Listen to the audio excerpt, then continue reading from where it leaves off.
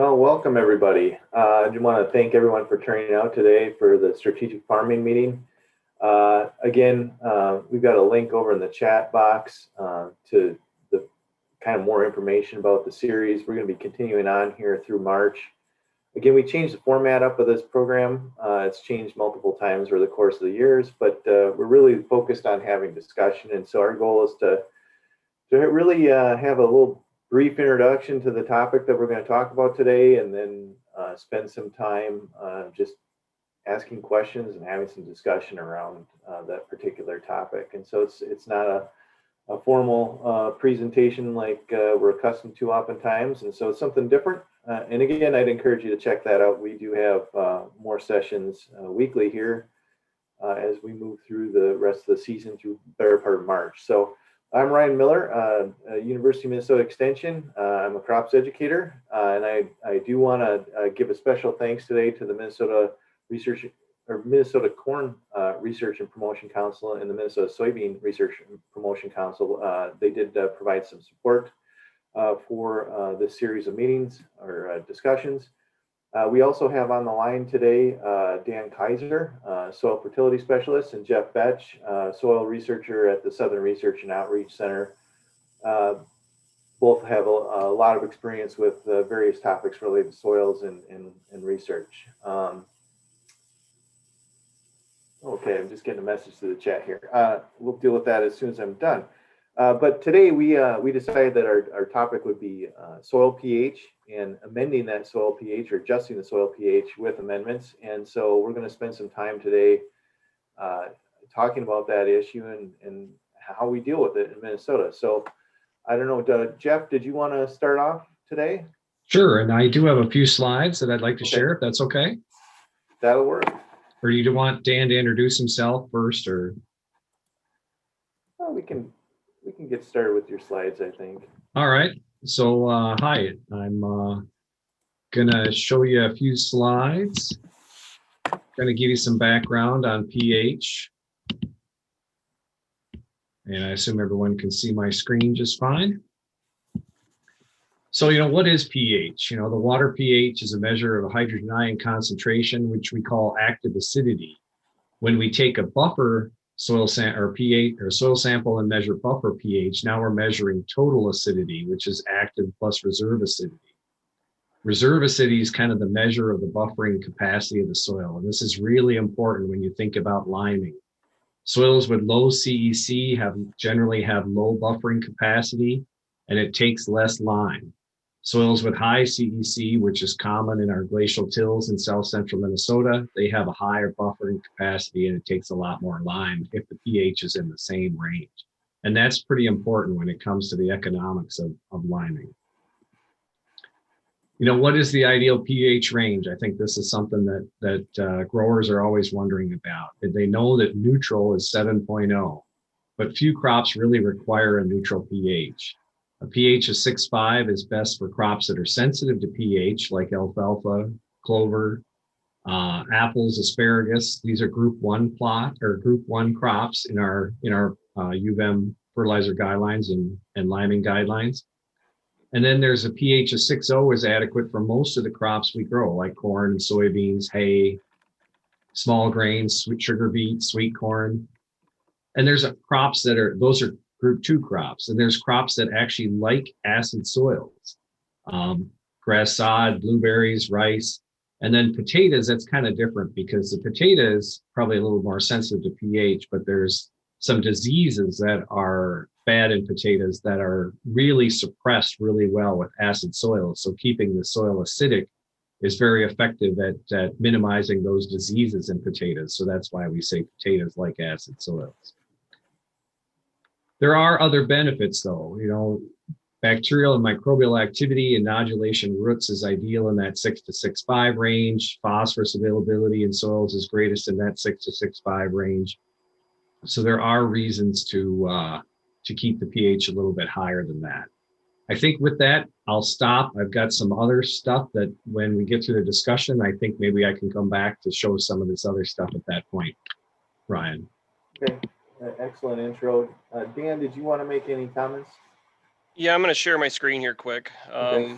I see somebody put in the chat the link to where our lime recs are. There are two publications we have here in Minnesota. One is our Lime Needs publication, which is generally in general talks about kind of the importance of lime and some of the things that Jeff spoke about. We also have one that is another publication called Lime Materials, which goes through the lime calculation, how acidity is corrected. This is very important because one of the things that we see more often, or we get questions more often than not, is questions like with gypsum and some other products, whether or not they have any liming effects. So a lot of those publications will talk more about it. If anybody has any questions, that's something that we can take. But I wanted to show this. Our recommendation in Minnesota are split into two areas. The areas generally, if you look at it, are based on the acidity of the subsoils, which can make a big difference in terms of the overall profitability. And I know that's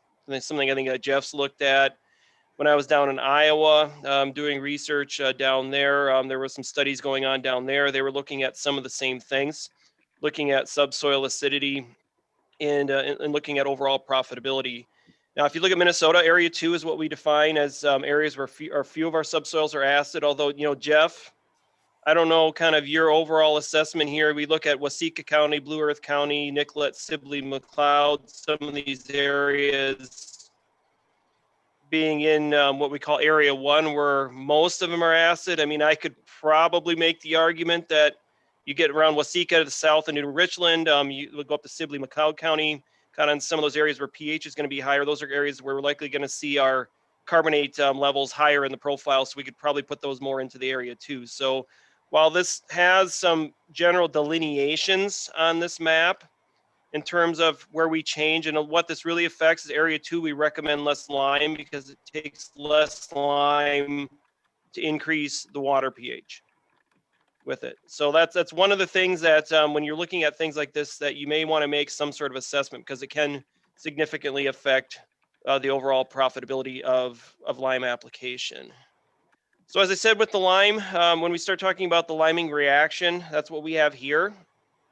This is, we look at calcium carbonate, which is limestone. It reacts with hydrogen ions, which this is our acidity. As what pH really is a measure of the relative activity of H plus ions versus OH, which are hydroxyls. And we have more hydroxyls at high pH, more hydrogen at low pH. So what we're really trying to do is, with this carbonate, consume our hydrogens. The first intermediary is carbonic acid. Then that forms water and carbon dioxide, and the carbon dioxide goes off as a gas. We leave the water in the soil, and we've consumed the hydrogens. So that's essentially what we're trying to do with pH. Now, most of our soils, the maximum pH we're going to hit is about 8.5 or 8.4 because that's the partial pressure of CO2. If you have any pH readings, water pH levels higher than that, typically, if you look at saline soils, those you'll start to see pHs in the 9 area, and that's a whole different problem with that. So we're talking about high pH. It generally shouldn't go above about 8.4. With errors in some of the labs, they might hit 8.5 or so. It should be, though, hovering around 8.4 at your maximum. And the lowest I've seen, I have seen some, we're just talking non-potato ground. We have seen some stuff lower than 5. We've got some spots at Lamberton where we're dealing with 4.7 and 4.8. And what that mainly can affect with pH is the nutrient availability. So you'll see these charts around. What they represent, the wide areas are where the element is more available. And the narrow areas are where these elements get less available. So you see most of our metals like iron, manganese, see those availabilities shrinking as we increase pH, higher availability at lower pH, calcium, magnesium, higher availability at high pH. Sulfur, we see that in general, not a lot of difference in this. So we see it does drop off here at low pH.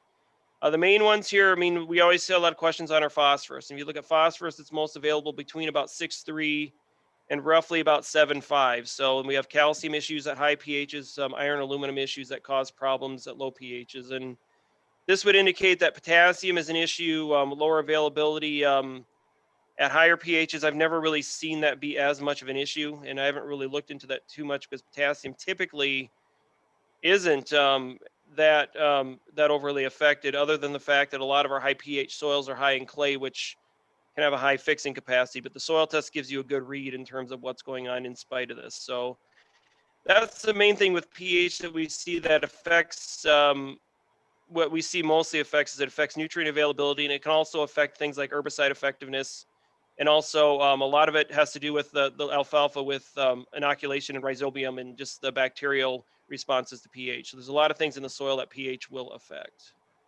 All right, thanks, Dan. And I did forget to mention, folks, that when questions do arise, or if you think of something, if you scroll to the bottom of your screen in the middle, there's a little icon Q&A, and if you send questions through there, it's a little bit easier to tally it, but also there is the chat function if that does work smoother for you.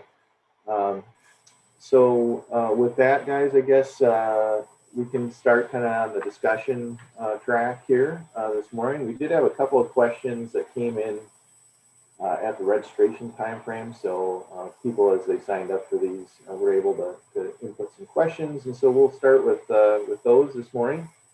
And I do see there's a couple that have popped into the Q&A now, so we'll get to those too. Let's see here. Minimum pH on high yield irrigated corn on corn. So they're looking at what are the guidelines with pH in irrigated corn if I want to be in a really highly productive system.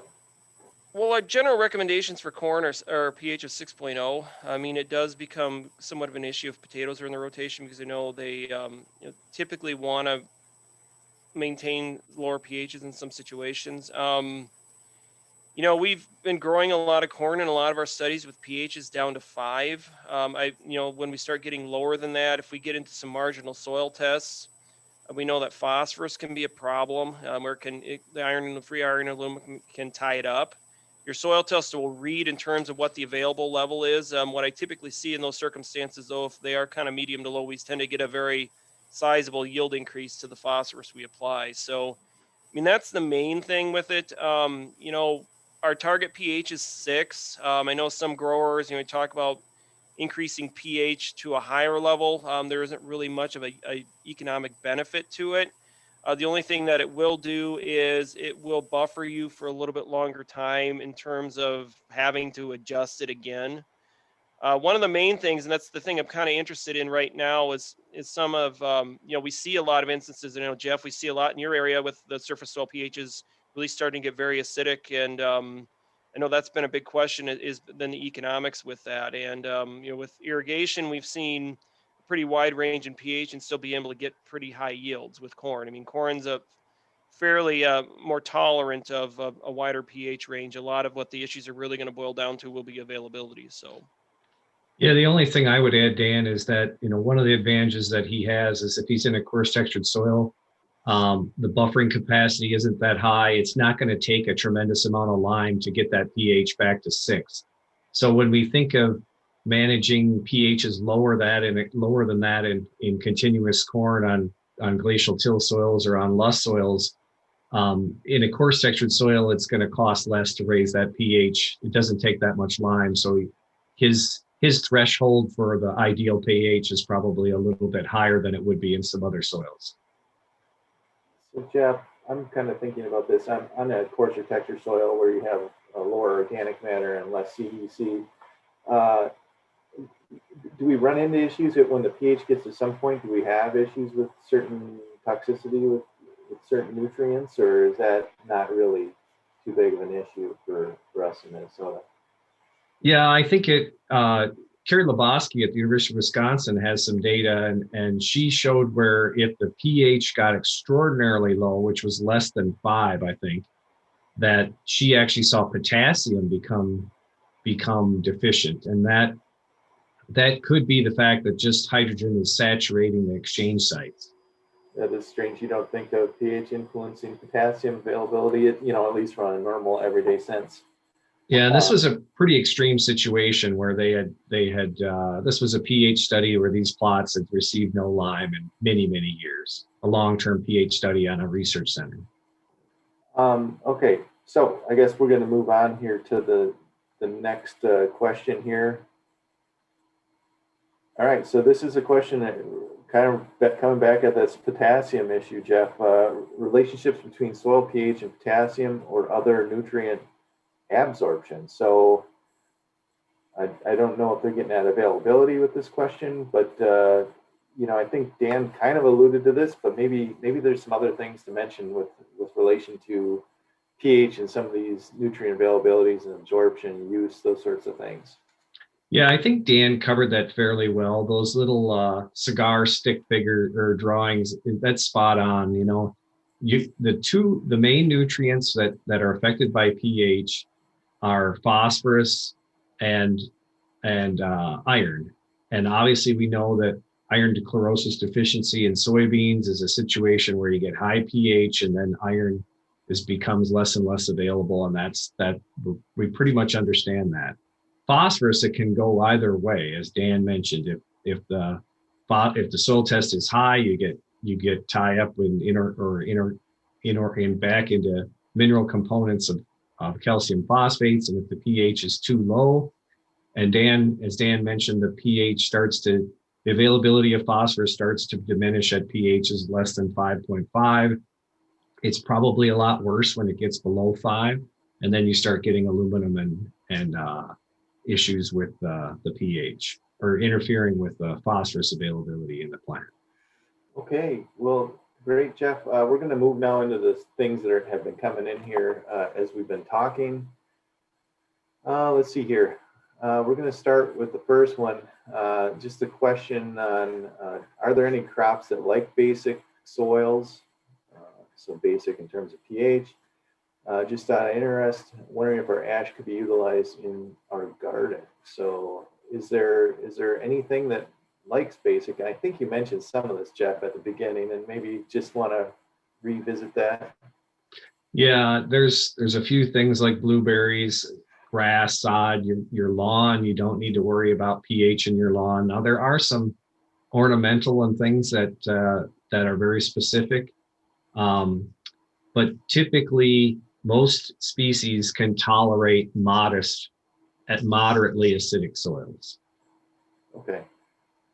Yeah, the only one that I know of that might be, would say that does fairly decent at higher pH would be sugar beet. I mean, you look at kind of where sugar beet's grown in Minnesota. I mean, we see that on a lot of high pH soils. But typically, like Jeff said, we've got issues more on some things that are more acid limiting. I mean, alfalfa, we're kind of more in that neutral range. Most of them are going to do very well in that neutral range. Some it's mostly the soybean issue, just how they take up the iron. Why they don't do very well at higher pH is because they're very inefficient at iron uptake. So that's kind of the main thing that we see is probably more limitations of things that don't do very well just because of some of their limitations with uptake of some of their nutrients at high pH, particularly iron. Iron is a big one just because of some crops are so inefficient at taking it up. All right. So the next question, what is the best way to fix your soil pH? And so they're looking at amendments here, and they put a word in here, gypsum, which Gypsum? Maybe that's what they mean, gypsum, and then or is lime better? And maybe we just want to take a minute and talk about liming materials and some of the differences we have with couple different kinds of lime, and then we have like beet lime and different things that have been used for adjusting soil pH. Maybe spend a few minutes and we'll talk about those. Dan, I think you had some material on that. Do you want to show? Well, I can kind of, I guess, show it in a little bit. I got to get the kids on the bus here in about a minute or two. So we'll hold that then. Generally about the liming materials, it needs to be carbonate or an oxide material, something that's going to react with hydrogen. So if you look at gypsum is a neutral salt. So where gypsum can have more of an acidifying effect is for situations where you have saline soils. So what happens there is the gypsum is there to amend the salt issues. It's particularly sodic soils where you have a lot of sodium on the exchange sites. The calcium replaces the sodium. You have to have drainage to kind of flush that out, and then the sulfate then can kick out some of the other negative ions and help kind of flush some of those out of the system to lower the pH. But that's just, again, a situation where you have saline sodic soils. That's where gypsum comes into play. It has absolutely no impact because sulfur, the sulfate and the calcium are going to be neutral. They're not going to do anything to your pH as well. So. Yeah, and I would just add that, if they're looking at neutralizing their pH in a yard or garden, just conventional ag lime, if they want to if they can't find a retailer near them, they can probably buy a bag of pelletized lime at any garden store. And that pelletized lime is just calcium, is a high quality, high effective neutralizing power calcitic limestone that's been pelletized, so it's easy to handle, easy to spread. You pay more for it. Growers, some farmers use it. It's got a higher cost, but it's very effective. It's got a high ENP, so as I said, it's very effective at neutralizing acidity. The amount they would need, if they submit a soil sample to the testing lab, they can get a recommendation based on their water pH or their buffer pH. They can get a recommendation for a garden in pounds per 100 square feet or 1,000 square feet. And that's what they would want to follow. From an ag standpoint, the charts that Dan showed, and I can put those back up if people are interested in seeing that, those would show some of the buffer pHs and what lime rates would be required or recommended. Yeah, that pelletized lime is real easy to use. I know we use it on some of the research plots when we need to make an adjustment of pH. It's like we don't have a great way of dealing with egg lime unless we're doing a big area. So it's, like I said, it's a convenience sort of thing too. All right, so we got a question here, Jeff. I'm going to ask you this. If you've been banning fertilizer for 40 years on a high pH soil in the same band, will that cause pH to decrease? In that zone, yeah. Well, ammoniated fertilizers are the ones that are in sulfur containing fertilizers, which some of them also have ammonium. Those are the ones that decrease the pH. But you have to realize that if you're in a high pH soil, and even if you have a calcium carbonate equivalent of 0.2 or 0.3, a pretty small number compared to what you'd find in the Red River Valley, that is still thousands of pounds of carbonate and calcium carbonate in that soil. And it's going to take a tremendous amount to neutralize that. But this probably is a great time for me to go back and share my screen. And I will talk a little bit about what's going on in South Central and Southwestern Minnesota. This was a study that we did at Waseca. And we know that, as Dan mentioned earlier, the Waseca County and several other counties in this area are in Lime Area 1, which, according to the book and the guidelines, that's the areas where we have some acidic subsoils. But here's the subsoil from the study we did at Waseca. And this was the pH in 6-inch increments from the topsoil, 0, 6 inches down to 12, 18, 24, and all the way down to 4 feet. And here's pH across the top x-axis. So we had the study that we started at, it had a surface soil 6-inch pH of 5.4. So certainly in that area where we would want to be considering raising that pH up to 6. But notice that the 6 to 12-inch increment had a pH of 5.9. The 12 to 18 had a pH that was 6.4. And by the time we got down to around 30 inches, we were above pH 7 or neutral. So it's obvious that not all the roots are growing right in this area. Many of the roots are down in this part of the soil as we get later in the growing season. So they're not experiencing this very low acidic surface soil. And so how does the soil get like this? Well, it's a combination of weathering, some acid rain, and then, as we mentioned in this question, ammoniated fertilizers will acidify this surface soil. And it'll take, ammoniated fertilizers are going to contribute to this, but it's also just part of the natural weathering process. So what's challenging is when we're making a recommendation, is we know that this is not great for roots and nutrient availability in this top 6 inches of soil, but we also know that it's got a calcareous subsoil, so not all the roots are experiencing this. And what that leads to is the crop response to liming is really dependent upon what the subsoil pH is. And I'm going to show this chart from Malorino. Oh, I got to go the other direction. From Malorino and Pagani. And this data really agrees with all the data that I've seen across the Midwest. And over here on the left, this is the relative yield response for corn and soybeans at pH is less than 5, from 5 to 5.4. And this is the water pH, not the buffer. 5.5 to 5.9. Now this is the 6.0, where we think the action threshold is for most of our agronomic crops, unless we're looking at alfalfa, then it'd be 6.5. But when we had a subsoil that had high pH, like the one at Waseca, a glacial till soil with carbonates or a high pH subsoil, there really was not much of a yield response here from 5.0 to 5.9, 2 to 3% yield. Now you say, well, 2 to 3% yield, that's still pretty significant for corn and beans, but this isn't enough to pay for the lime. So if this is rented ground, unless that landlord's going to pay for part of it, it's going to be hard to get a return on investment in 2 or 3 or 4 years. Now, if it's your own land and you want to maintain it, that's a different question. That's a different decision tool. But once you got below 5, then the action threshold is definitely, you need to do something about this, because now we're looking at a 5% yield penalty. Now we go over here to the right, and this is in subsoils that have low pH. So you get into that area 1, which is especially in southeast Minnesota. If the subsoil's got an acid pH, as soon as you get below 6, you need to start doing something about it, because the yield penalty is very significant. And that pretty much tells the story from agronomic crops. And I'll stop sharing my screen and we can address some more questions. All right. So I think you highlighted with that last figure you had up there some of the challenges, with the economics of it, particularly when you've got those alkaline subsoils with just a lack of availability of lime sources, how far it's got to get trucked and how much volume we're talking about and weight. It can be kind of challenging, I imagine, to even think about doing an adjustment. But you can easily spend over $100 an acre, easily.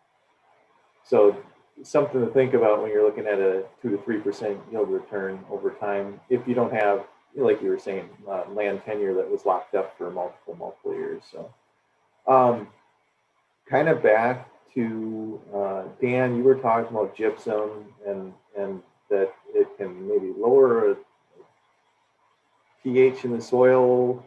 There's a question here about, is there an economical way to do that, to lower pH in the soil? Well, gypsum's not going to lower pH, particularly with our normal high pH situations. Again, gypsum is targeted to situations where you have saline, sodium affected soils. So that's going to pHs of 9 or above in those situations. If you're talking about the areas, western Minnesota, central Minnesota, high pH situations where we have higher in chlorosis, I mean, really the issue there is, and I think Jeff mentioned it, is buffering. When we look at buffering, essentially buffering really as a definition really is, you can pinpoint that down to as the soils how resistant it is to change. And we know that many of these high pH soils, the calcium carbonate layers are near the surface. That's why they're high pH. That means that they're going to be highly buffered. So they're going to resist changing that pH significantly. So we know that there are recommendations out there. I mean, I've done it at my place. I'm North Metro on sand, where I've lowered my pH to throw in blueberries. And it's easier for me to do that because my soil is poorly buffered. So if you get these highly buffered soils, the issue is you can try to put some stuff down, and you have to look at the number of years that you've been putting nitrogen on those soils. Has it changed that pH? And I'm guaranteeing it hasn't changed it all that much. So essentially, any acidity you make with that soil, it's going to be consumed. So overall, in terms of the effectiveness, I mean, I know there were some recommendations floating around out there. I'm telling people to put on elemental sulfur to lower their pHs in IDC situations. There's a couple things that can happen there. One is the elemental sulfur isn't necessarily overly effective in oxidizing, which if it's slowly oxidizing, you're not going to create that acidity, and it's not really going to be overly effective.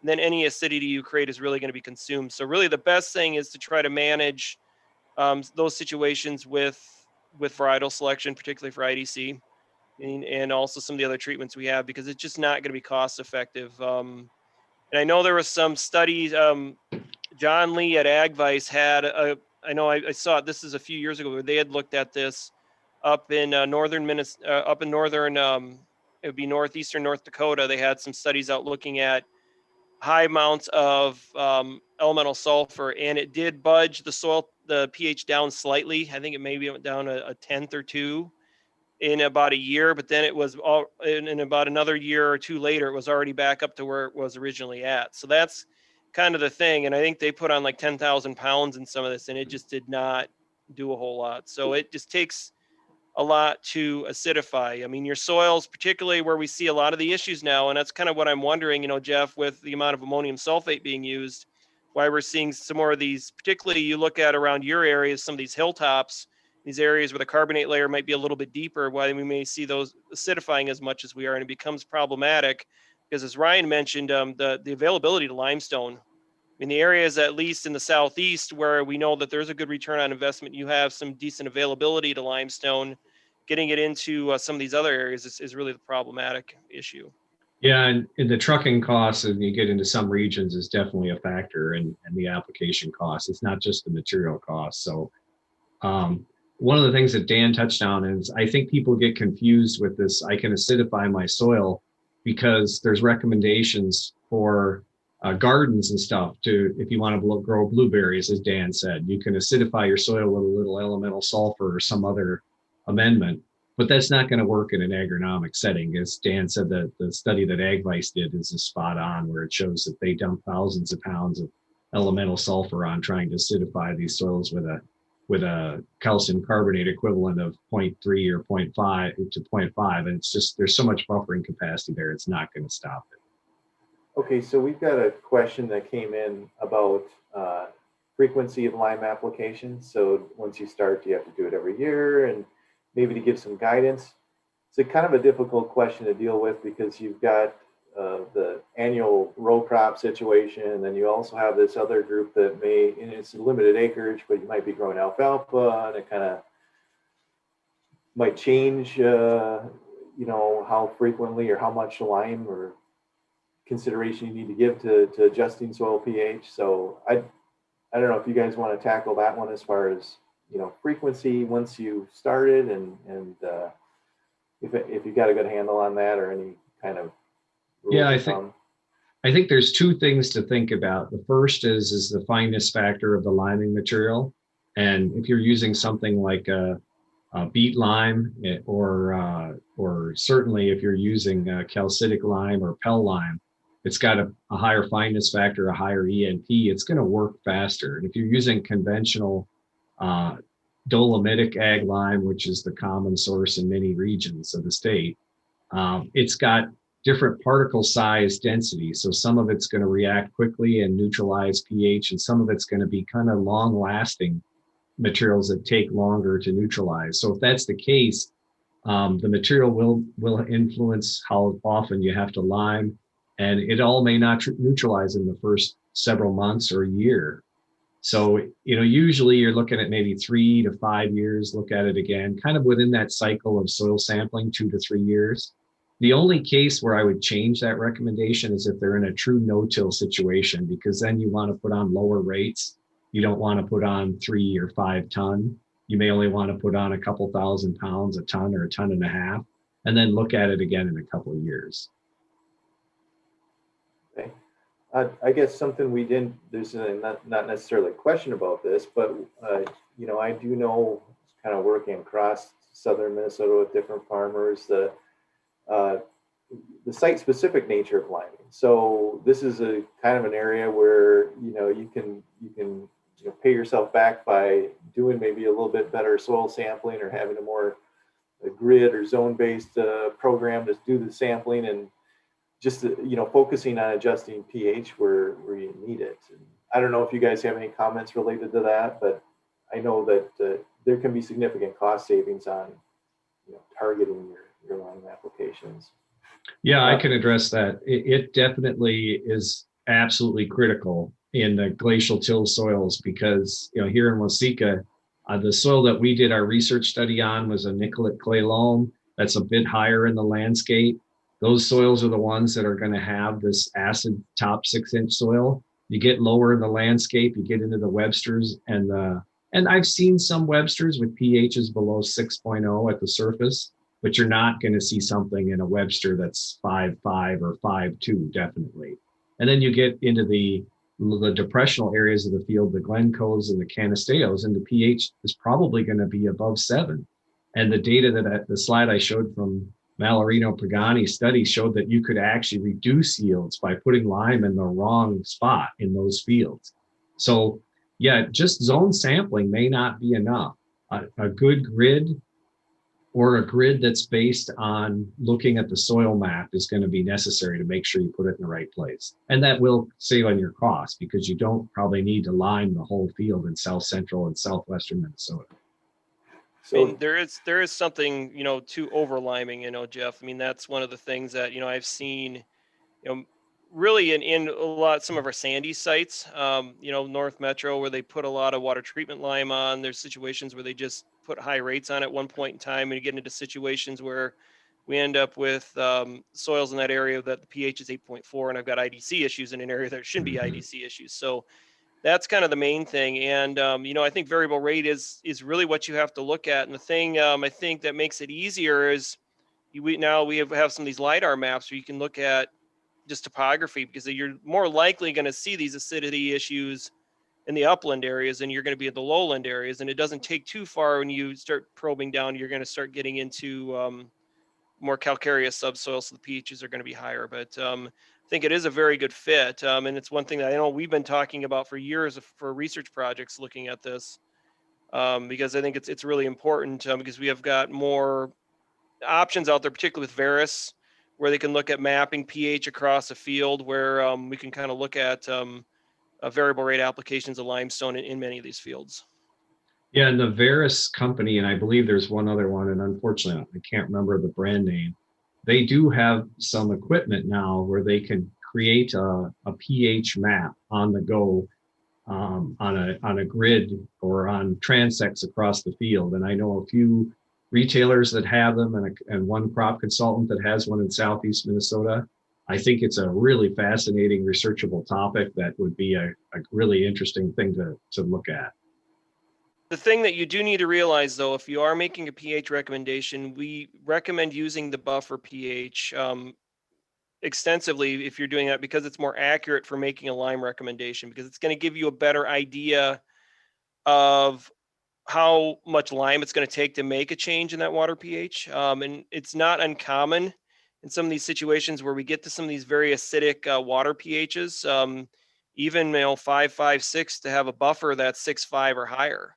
So it's kind of a weird dichotomy, and I'll get a lot of questions on that because my buffer is a lot higher than my water pH. And I mean, really all that means is that, with a ton or two of lime, I mean, you really should be able to change your pH significantly in some of those situations, because they're going to change a lot easier than it is with that buffer is a lot lower. But the buffer is the best option when you start looking at it. We do have recommendations in our publications for making changes based on water pH, but I mean, it's really one of those issues where I just want to be careful you don't overshoot it. So the buffer, if you can do it, having a water pH map is good, but maybe then going out and looking at those lower areas, taking some samples, targeting those areas, getting a buffer pH is really probably what you're going to want to do to at least get a more accurate representation of how much it's going to take to increase your pH.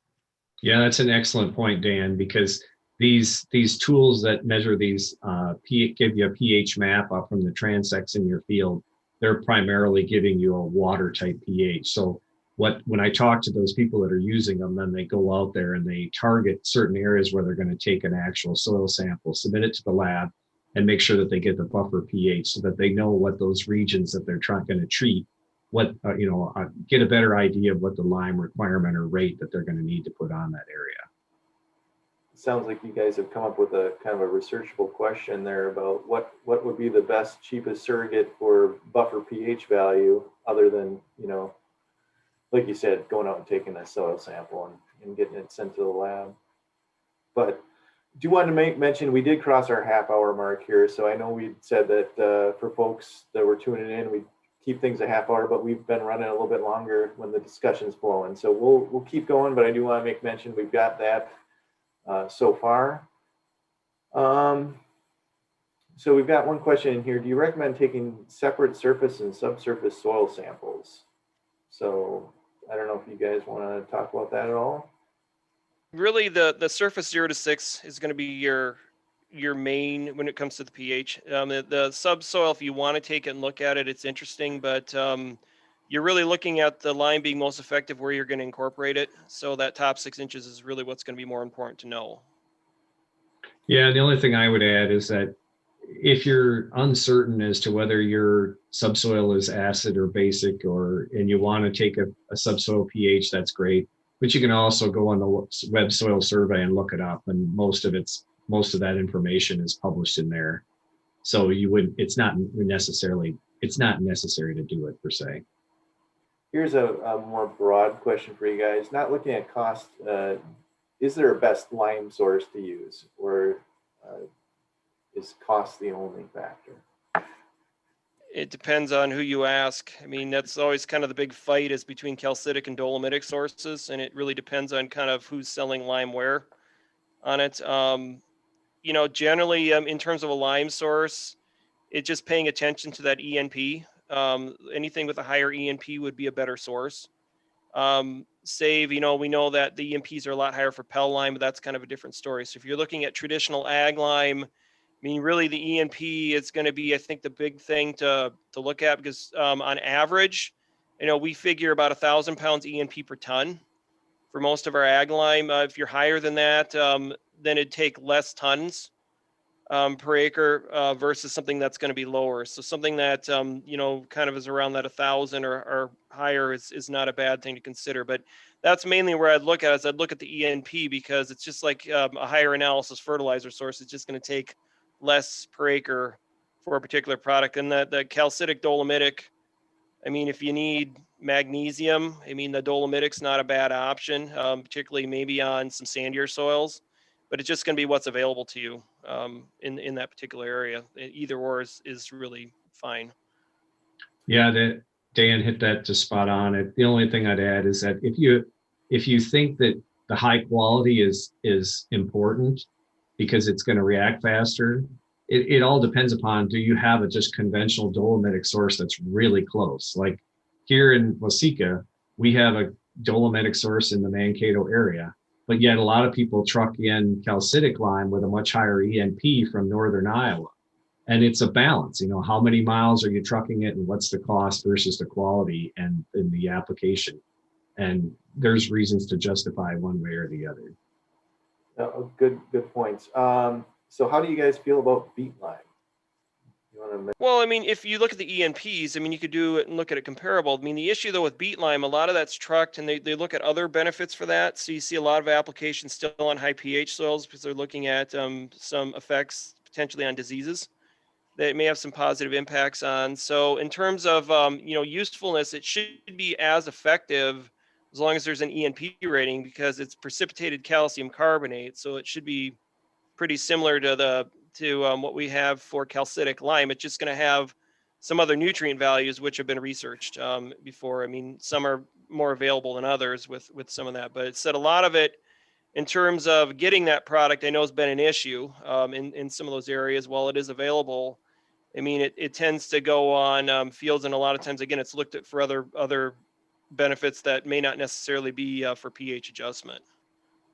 Yeah, all I would add is that it's an effective liming material. The problem is where it's readily available and economical are areas of the state where you don't need to lime generally, unfortunately.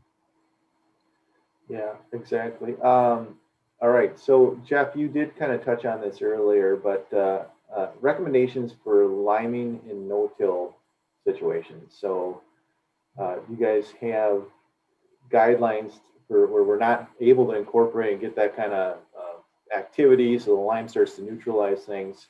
What do you do in that kind of scenario? Well, we don't have, at the University of Minnesota's guidelines, we don't have specific guidelines for no-till situations, but I just know some of our neighboring states and what they recommend. And Wisconsin has a depth of activity or depth of tillage chart.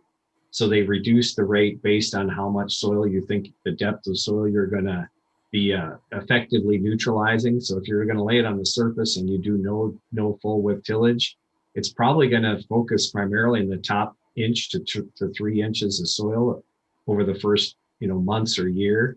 So then you need to think about reducing your rate, or you can actually drive the pH too high in those areas, in that surface inch or two of soil. Otherwise, it's the opposite is true as if you till really deep. If you got a moldboard plow or a disc ripper and you're running it at 12 to 14 inches, then the effective area that you're going to have to treat is that full depth, which actually makes your rate maybe even greater. Oh, Dan, you're muted. I had this question, when I was down at Iowa State to one of the professors I had too, and the answer I got back is you got to look at what a lot of your nutrients are being applied. So, I mean, if a lot of your nutrients are being applied, they're stratified near the surface. I mean, that's probably where it's going to be more effective to lime the situation. But as Jeff said, I mean, looking at adjusting rates is probably going to be what you want to do. One of the things I know, Jeff, we've talked about in the past has been with band applications, with Pell lime. I mean, is that something that somebody that's banding may want to consider, is putting some Pell lime in? Particularly, I think there was a question early on talking about repeated banding in the same spot. I mean, you should have a greater impact on that soil where you're banding. Do you want to look at maybe something to neutralize? Are you getting some acidity, localized acidity within those soils? And those are some interesting questions I know we've had discussions on, but I don't know if there's really a clear answer. And I think that'd be a good researchable idea. And I don't believe I know anyone that's done that. Do you, Dan?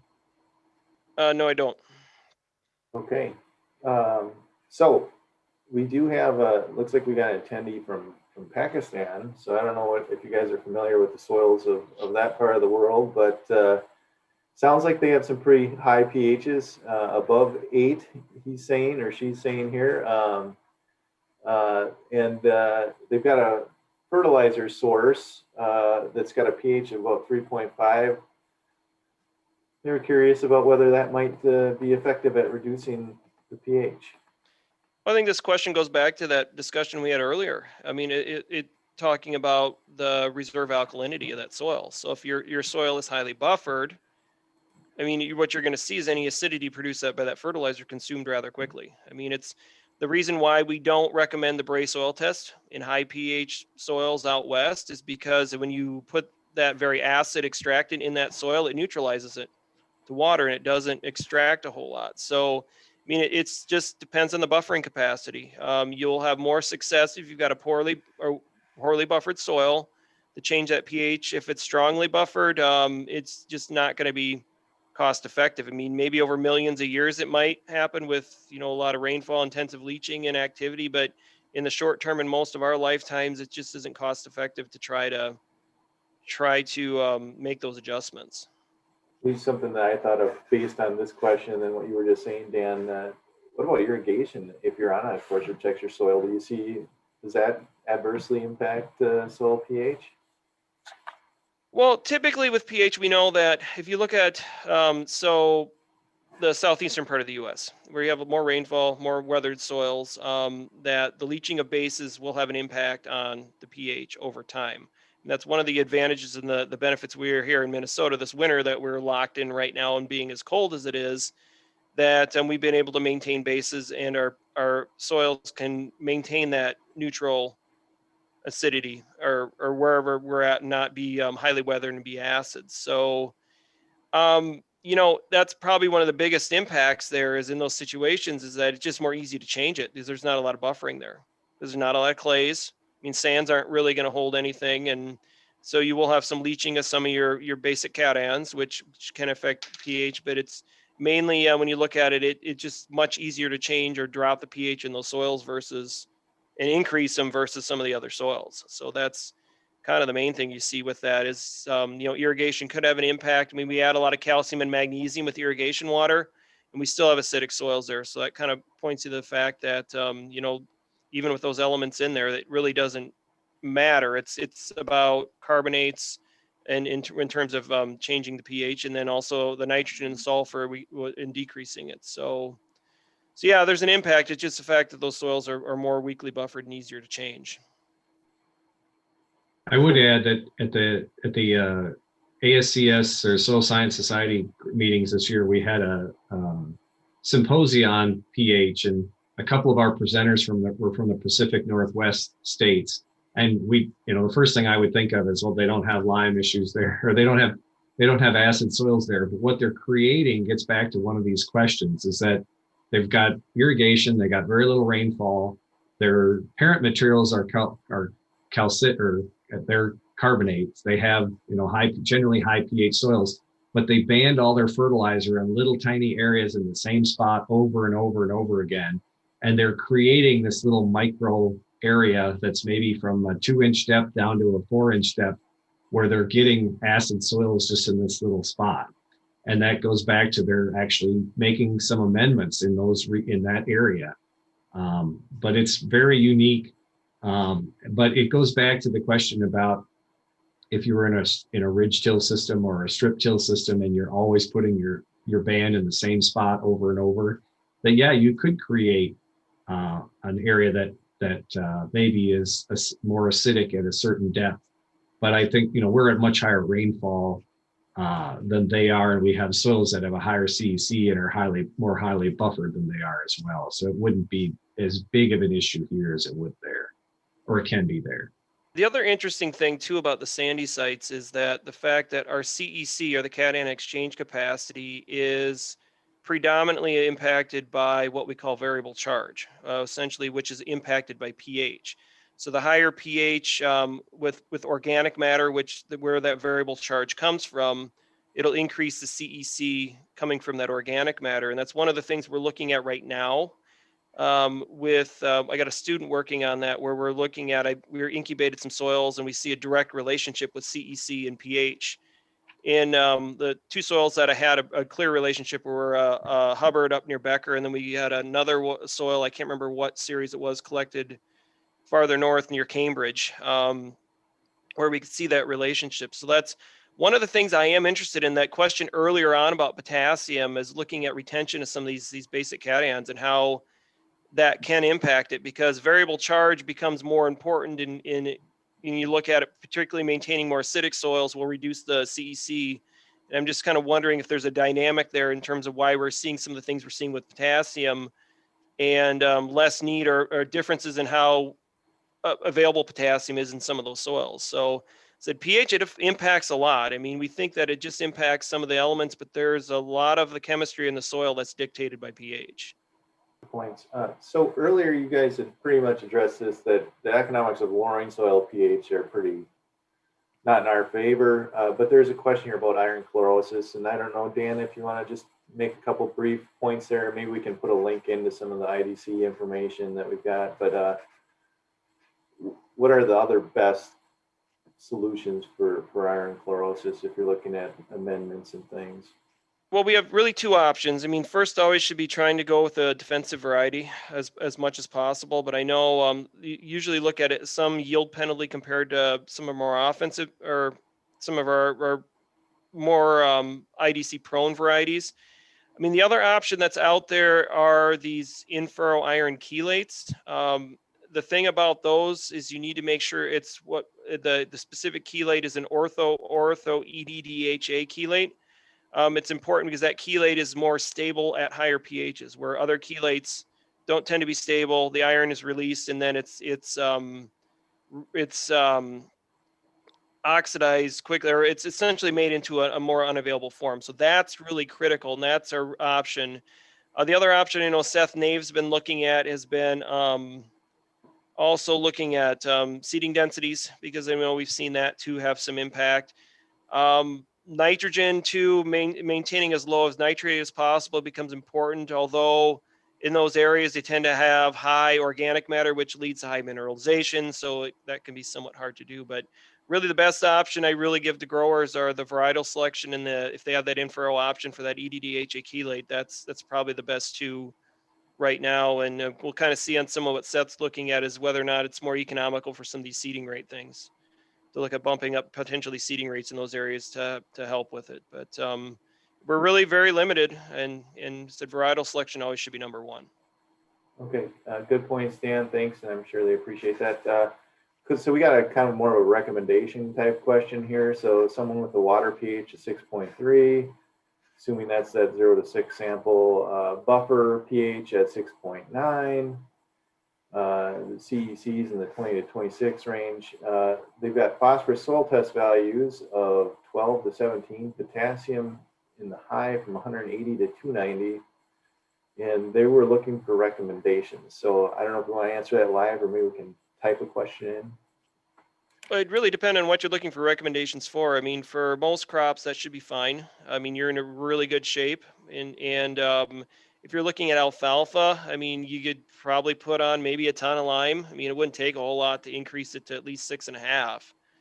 But it, that's actually, I mean, I look at that. I mean, you're kind of in a medium to high phosphorus test, which isn't a bad spot to be in. I mean, you're really not in a bad spot in general, having that pH where it's at. So I work through a lot of people, particularly that aren't used to making recommendations, that have questions like this, and that's kind of what I tell them. You're in really good shape where you're at, so we really wouldn't worry too much about making any changes to your pH, unless you're dealing potentially with alfalfa. Then you might want to look at something, but still you're still not too bad. Yeah, the only thing I would add, Ryan, is how are they sampling? Is that a composite across the whole field? Because if that's the case, then there are definitely, if they're in South Central Minnesota, they've got areas of that field that have a much lower pH than that in the top 6 inches in the higher landscape positions. Then they may want to go to one of those positions and take some samples and see where they're at in those spots. Good points, guys. Just a comment in here, kind of a question about, rotational tillage. If, say, you were in a no-till system, rotational tillage to deal with some of these nutrient stratification and potential pH issues. I don't know if you want to say anything about that. Most people that are in kind of a conservation tillage strategy, that's, for other reasons, and, rotating your tillage scheme kind of could be complex and somewhat challenging, I suppose. If anyone's got comments on that. All right. I'll take a stab at that. There's a lot of true no-till people that just swear against ever using rotational tillage. But there was a paper that came out of Nebraska, and I did a study here at Waseca, and it showed that, once every 3 to 5 years, it could be beneficial, and it is not that detrimental to a no-till situation either when it comes to destroying the structure and the soil health benefits of no-till. That, yeah, it is a bit of a negative, but the soil quickly rebounds if you go back to a no-till situation. So it could be a management practice that could be used. And Jeff, how aggressive is that tillage then when you rotate away from no-till? Is it a moldboard plow, or is it something a little less? I would say less than a moldboard plow, probably more likely not a deep chisel plow, or even an aggressive field cultivation where maybe you go a little deeper than the typical 4 inches that you would use with a field cultivator. Okay, good points here. Let's see here. A question again, I think you guys have covered this. AMS for sulfur, does that help out with pH or IDC? So just kind of anecdotally, kind of interesting, a couple of years ago, we've been doing a phosphorus timing trial. I had a grower in central Minnesota in the Sibley County area, and we had a little spot in there where I've been putting high rates of gypsum on. And one thing, he called me one day and said that he could see down to the line where my trial was in that particular area where he had IDC forming on the outside. It was greener inside my trial. Now I think things kind of caught up, because by the time I made it out there a couple days later, everything was yellow. But anecdotally, looking at, potentially something happening in that study where it was greener at one point in time. So I don't know if that was from the sulfur. Again, gypsum isn't really going to have any impact on the acidification like AMS is. And kind of, we covered that before, is that even with that acidification with AMS, it's really not going to do enough where it's going to be neutralized so quickly. But there are some things, I haven't been able to follow up and look at, and that phosphorus study was one of them. And that was, it said, one location 1 year where that happened, just to see, you know, potentially if there's something that could be occurring there with sulfur, you know, in particular, no matter what the form, it's something to kind of follow up on. But it's kind of, I don't know, it was interesting to see, and I don't know why it did it, but you know, there's some effect we could see. So yeah, I know we answered this before. AMS, just the acidification, it isn't going to be enough. I mean, you'd have to put tons and tons and tons on it to maybe get it to budge, but I think it's going to dip initially, then go back up over time. So. All right, well, thanks, guys. We do have one question I think maybe we'll type an answer to that's kind of related more to micronutrients and try to get a hold of this person. But I want to thank our presenters today for being online to kind of help out with the discussion and whatnot. And thank everyone for participating online. You will get a brief survey to kind of give us some feedback on what you think of things. Please take some time to fill those out. It's real helpful when we look at developing these programs moving in the future. So thanks again, everyone, for attending. I want to thank our sponsors, Minnesota Corn, Minnesota Soy. Again, thanks. Have a good day. Individuals who fall into the priority group. So, you know, tier 1 would be that